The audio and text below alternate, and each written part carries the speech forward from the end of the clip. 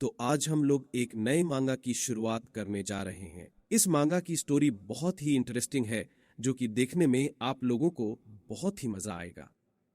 Story के शुरुआत में प्रोटैगनिस्ट अपनी पास्ट लाइफ के बारे में बताते हुए कह रहा होता है कि मैं अपनी पिछली जिंदगी में एक रेस्क्यू टीम का मेंबर हुआ करता था और एक एक्सीडेंट में मारा गया। मरने के बाद में इस फैंटेसी वर्ल्ड में जहां की म्यूटेटेड बिस्ट और अवेकंड लोग रहते हैं, और इस जिंदगी में मैंने भी एक पावर को अवेकंड किया। फिर अगले सीन में दिखाया जाता है कि एक सिस्टम विंडो अपीयर होता है और उसमें हमारे एमसी की पावर कॉन्ट्रैक्टेड जेम के बारे में सारी डिटेल्स होती है, जिसमें लिखा होता है एक कॉन्ट्रैक्ट जेम को कंडेंस करने के लिए फिजिकल और मेंटल एनर्जी का यूज कर सकते हैं। एक बार जब टारगेट अपनी इच्छा से जेम को एक्सेप्ट कर लेता है तो उनके जीवन, सोल और चेतना पर समन करने वाले का कंट्रोल हो जाएगा। फिर एमसी बताता है कि ये एबिलिटी बहुत ही पावरफुल होनी चाहिए थी, लेकिन इसमें एक बहुत ही स्पष्ट दोष है। सीन शिफ्ट होता है और हमें हीरो को दिखाया जाता है जो अपने क्रिस्टल को देख रहा होता, और तभी उसकी फ्रेड, जिसका नाम सू है, कहती है जांग पिंग। दोस्तों, हीरो का नाम ये झांग है, तो फिर आगे हम इसको इसके नाम से ही बुलाएंगे। तुम क्या कर रहे हो? जांग अपने क्रिस्टल को सामने करता हुआ कहता है, कुछ भी नहीं। क्या तुम कैंडी खाना चाहेगी? तो सु मुंह बनते हुए बोलती है, दफा हो जाओ, कौन तुम्हारे क्रिस्टल खाकर तुम्हारे कंट्रोल में आना चाहेगा? फिर जांग कहता है, दोष यह है कि प्राणी को पूरी जानकारी होनी चाहिए और स्वेच्छा के साथ एक अनुबंध पर हस्ताक्षर करना चाहिए। इसमें दिक्कत यह है कि समन किए गए क्रिचर के साथ कॉन्ट्रैक्ट तभी बनाया जा सकता है जब इसमें उसकी खुद की इच्छा हो, नहीं तो ये कॉन्ट्रैक्ट ऐसे काम नहीं करता। उसके बाद झांग सू से बोलता है, मैं तो बस तुम्हारे साथ मजाक कर रहा था। ओरिजिनल ऑनर तो गुस्से से ही मर जाए इस बेकार सी एबिलिटी के कारण। सौभाग्य से मैं इस वर्ल्ड में आ गया और मैंने अपने पिछले जीवन के मनोवैज्ञानिक लचीलेपन पर भरोसा करते हुए मैंने खुद को यहां पर जिंदा रखा हुआ है। सू उसकी बातें सुन के हीरो के बालों को खींचते हुए गुस्से में बोलती है से, अबे पागल, इतनी जल्दी हार मत मान। ये दुनिया बहुत बड़ी, यहां ऐसे क्रिएचर जरूर होंगे जो अपनी खुद की मर्जी से तुम्हें खुद को कंट्रोल करने दे। जांग कहता है, तुम्हारे लिए ये बोलता आसान है, और वैसे भी मेरे अलावा और कौन ही होगा जो इसके लिए तैयार हो। ये बोलते ही झांग खुद के ही मन में सोचता है, रुको, मैं खुद, हाँ, मेरे दिमाग में ये पहले ही क्यों नहीं आया। इतना सोचते के साथ ही झैंग तुरंत अपने क्रिस्टल को खुद ही खा जाता है। सु देखते हुए कहती है, अबे तू ये क्या कर रहा है? क्रिस्टल खाने के बाद अगला सीन दिखाया जाता है जिसमें झांग में से बहुत सारी मात्रा में ग्रीन कलर की एनर्जी निकलने लगती है। फिर थोड़ी देर के बाद सब नॉर्मल हो जाता है। सु परेशान होते हुए झांग से पूछती है, तुम ठीक तो हो ना? झांग कहता है, तुम परेशान मत हो, मैं बिल्कुल ठीक हूं। सु शांत होते हुए कहने लगती है, फिर से कभी ऐसा कुछ मत करना, यह सच में बहुत डरावना था। इसके बाद सु वापस अपनी डोरमेट्री में जाते हुए बोलती है, काफी देर हो चुकी है, तो अब मैं वापस जा रही हूं। कल सुबह मुझे पेट्रोल टीम को रिपोर्ट करना होगा, तो तुम्हें मेरे लिए वेट करने की जरूरत नहीं है। फिर जहां ये सुनकर पूछता है, क्या तुम सच में ग्रेजुएट हो रही हो? सु जवाब देते हुए कहती है, हाँ, मैंने सारी किताबों की नॉलेज को मास्टर कर लिया है, तो अब से सिर्फ रियल कॉम्बैट ही मुझे आगे इंप्रूव करने में हेल्प कर सकता है।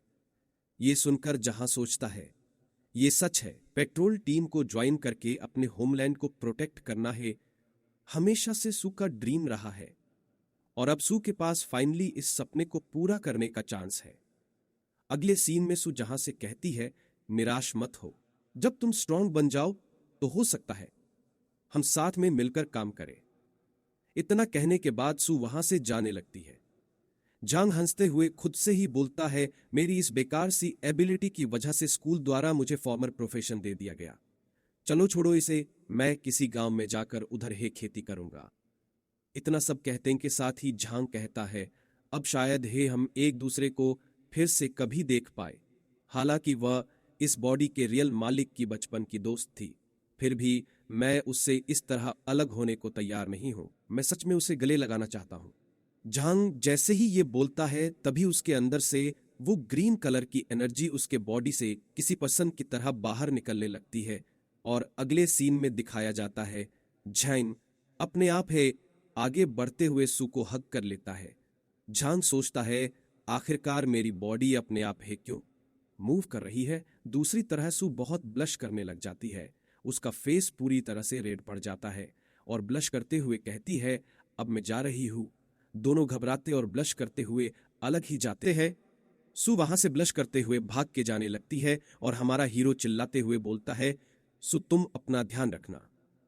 फिर सू भी पीछे देखकर कहती है तुम भी अपना ध्यान रखना।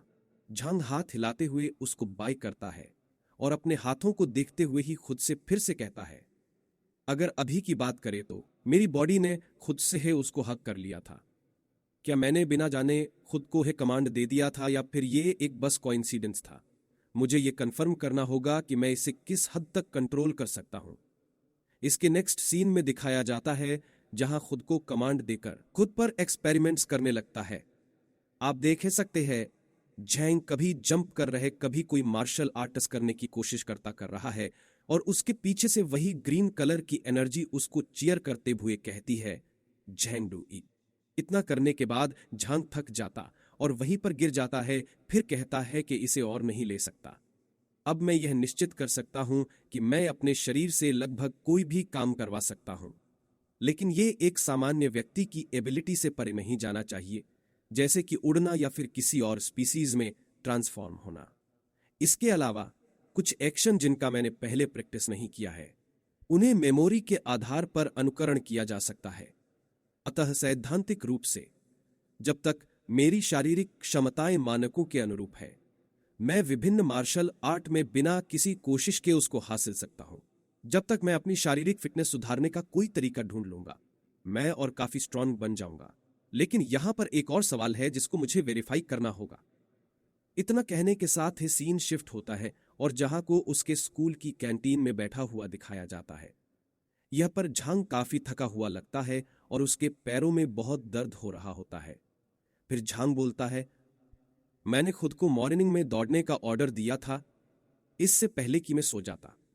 जब मैं सोया हुआ था तो क्या मेरी बॉडी मॉर्निंग में दौड़ने गई थी। यह तो बहुत अच्छा है। मैं बिल्कुल सही था जैसा कि कल मैंने जैसे सोचा था। फिर जहां इधर उधर देखने लगता है और कहता है किसी ने मुझे नोटिस नहीं किया। फिर पूछे देख के बोलता है लू सीयू यहां है। हाँ पक्का ये सीयू ही है।